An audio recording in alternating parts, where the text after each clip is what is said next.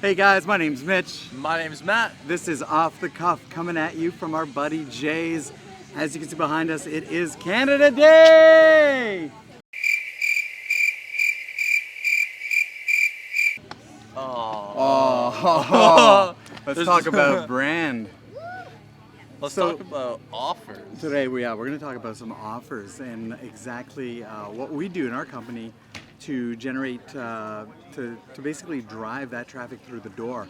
Canada Day is a good example. There's offers all over the place that you see. Retail, though, I want to focus that it is way different than service.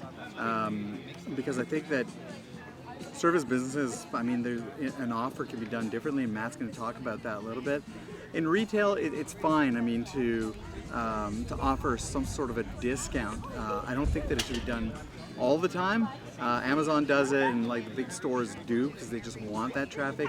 Now, mind you, that their margins are extremely flexible as opposed to ours. They might be smaller, but still they sell more volume, right? So, Matt, tell us about a service business offer, or talk about service businesses and how they differ in terms of offers. Meaning that, you don't necessarily have to provide a discount, and rather find value in the company and what they do. Yeah. And use that as an offer. Yeah, so a lot of service type businesses, they make the mistake of trying to discount to beat out their competitor, right? But what they don't realize is that's always a losing game, right? Because there's always someone who does some kind of the service that you do, and they're going to do it for less, right? Like right now, for example, with marketing, like overseas, if you're just looking for someone to just do a website, not like put a lot more care and a lot more service behind it and all this stuff, design, whatever, like you can find some super cheap kind of services overseas and all that, right? So when it comes to service type businesses, when someone's deciding to work with my company, I never like to do any kind of discount offer. What I actually do is I like to look at how can we serve them better? How can we add value instead of taking away, like discounting and lowering the prices. So I'll tell you a funny story of what happened. I had a landscaping client, and whenever I take on a new company, we always do something called a client kickoff session. So I sit down with him for an hour, and we kind of like think of, what's the offer here? We're sitting down, and he's like, I got an idea. Like, what if we do like spa, like two free tickets to a spa or something like that. And so I was like, man, that's good, but it's not relevant to the actual business, right? He's a landscaper. What does a spa have to do with landscaping? So anyway, I'm asking him a couple more questions, and then finally I'm like, wait, do the stones that you're working with, does that come with any kind of warranty? And he's like, yeah, it comes with a lifetime warranty. This particular company provides a lifetime warranty. And so I was like, man, there's our offer right there, lifetime warranty on old stones. Yeah. And he's like, but everyone else is offering that. Is anyone else saying it? And he's like, no. So we ran that as an offer, and sure enough, the campaign got us 52 leads in the first month.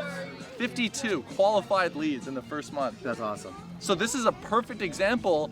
All his competitors on Facebook, on Instagram, Google, all their landing pages, they're all 30% off, 20% off, blah, blah, blah. This guy can charge his normal rate, he's getting more clients, he's making just as much money, and he didn't have to do anything. Yeah, isn't that funny that just something very small like that goes completely unnoticed? Yeah. And generally, would you say that it's completely unnoticed because the contractor's trying to market themselves, or do you see other agencies that just basically, like, that they don't notice this and they go with the traditional safe stuff, or the stuff that they think is going to work? Yeah, exactly. So, a lot of people, because I do say that the way I do things is different, and of course you do things different too. We both know that.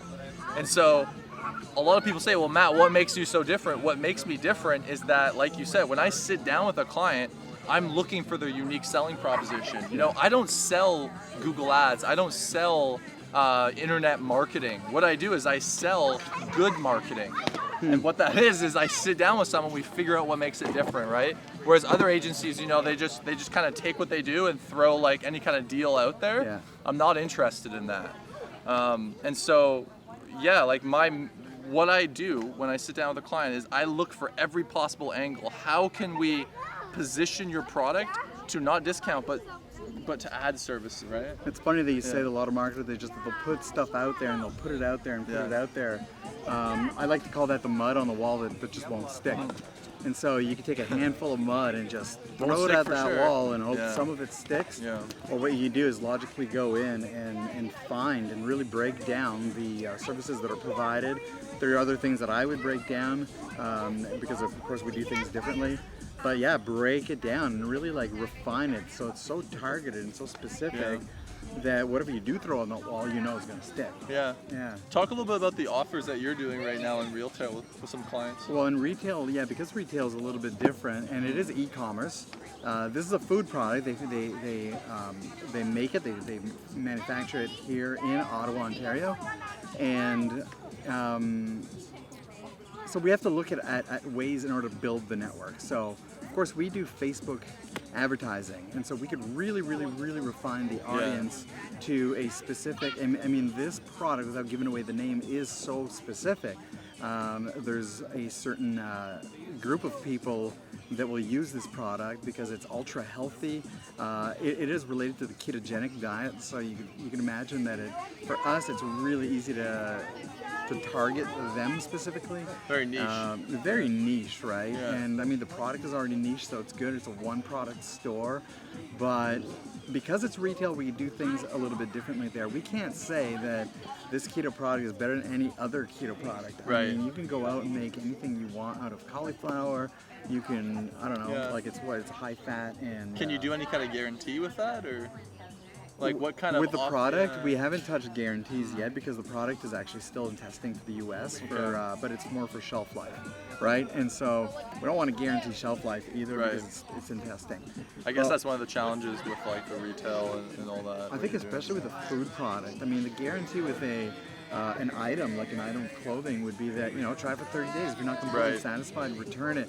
And I think people like that peace of mind. But specifically, what we're looking at doing is building the network. We want to get people chirping about this product, and we also want to get them to like the page on Facebook, and so it will help us build that audience so that we can retarget and market to these people. And then you kind of make the offers and and the offers in this case is, I mean, just to get an email address, we will offer them a 15% discount for offering their email. So it's a 15% discount, and I mean, this is not new, so I can't say that we're being unique here.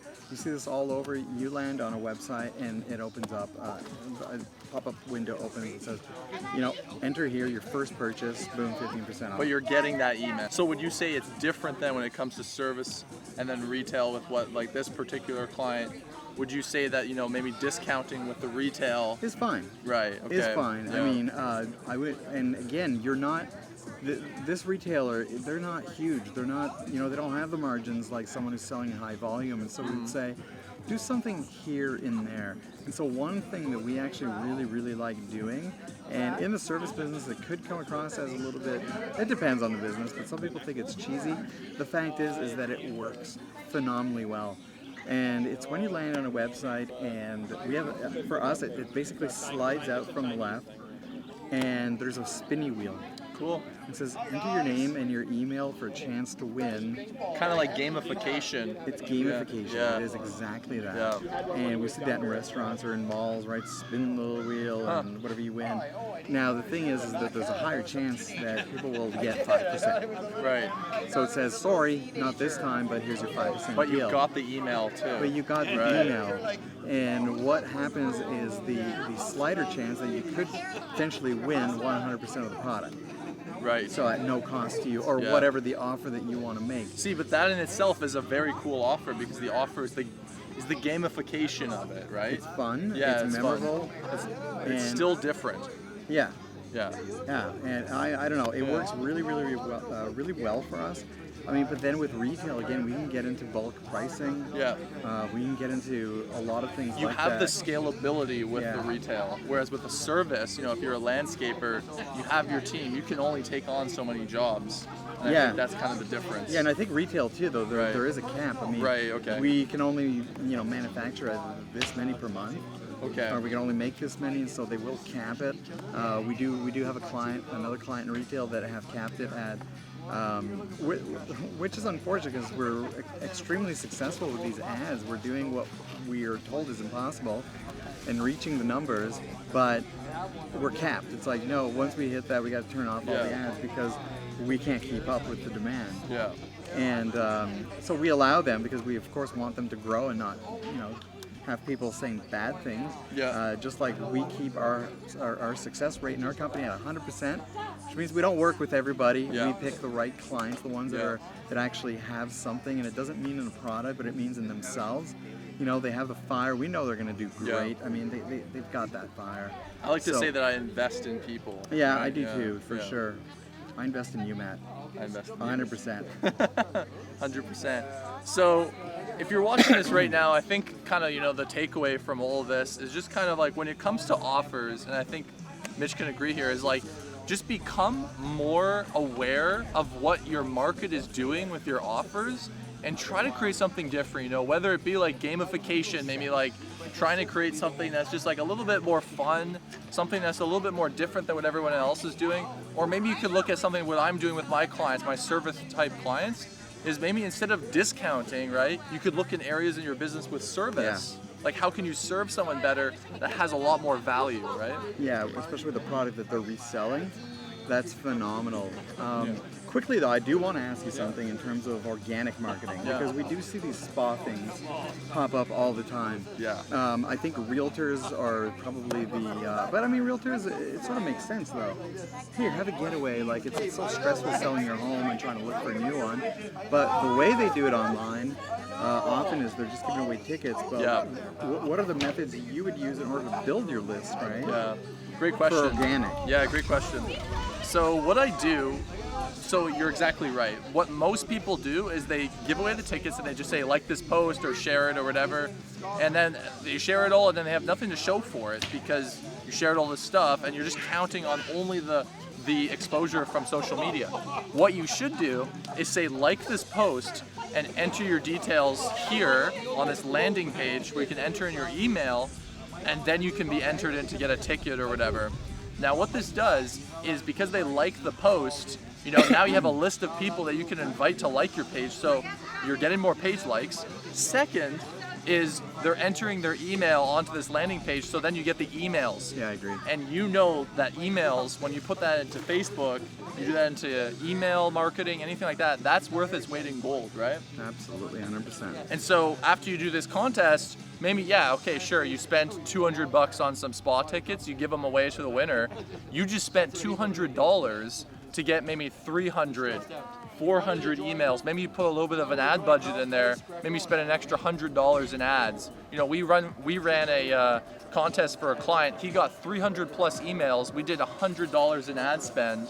Those emails were worth so much to him, right? Yeah, and especially with, we focus on Facebook marketing. The cost per engagement that we can get with those emails, we're always landing between 1 and 2 cents per 1 and 2 engagement. cents to get an engagement with your ads. Yeah, and it's I realize that it's scary. You're going like, oh my God, I read an article today of this one woman. She was spending $800,000 per year on radio, TV ads, and like traditional magazine stuff, and then she discovered digital and totally shot right down about tenfold. It doesn't need to cost a lot, and that's what you need to understand. Now, the other thing that I really want to mention just quickly is people stop doing boost posts. You're doing boost posts. Right. It's Facebook's way of introducing you to advertising. It's also Facebook's way of satisfying their stakeholders. It's a money generator for them, but even though the targeting says you're within 50-kilometer radius of this center, Facebook does, I believe, and I think that it's common belief within marketers that they do go fetch for those engagements outside of your radius. Wow. Because it's impossible. We boosted an ad one time just for the hell of it, so specific, and it reached like 140,000 people. And we know what we're doing when it comes to actually targeting in the back end. So we're like, where are these coming from? And there's no way that we could tell. Wow. Because we don't have the ad you manager can't see tied on to the it. back end. No. Same exact thing with Google. It's called Google Express. Never use it. It's a waste of your money. They're introductions, right? They are introductions to advertising. Yeah. And I mean, hey, if you get success from it, good for you. But the fact is we're here. There are marketers out there that are here to help you. Yeah. We don't jump into the game because we go like, hee. We're gonna drive Ferraris and things like that. I definitely don't. We go in because we have a true belief that we can help you. So, with that said, Matt. My name's Matt. My name is Mitch. This And is Off the Cuff. Off the Cuff. Take care, guys.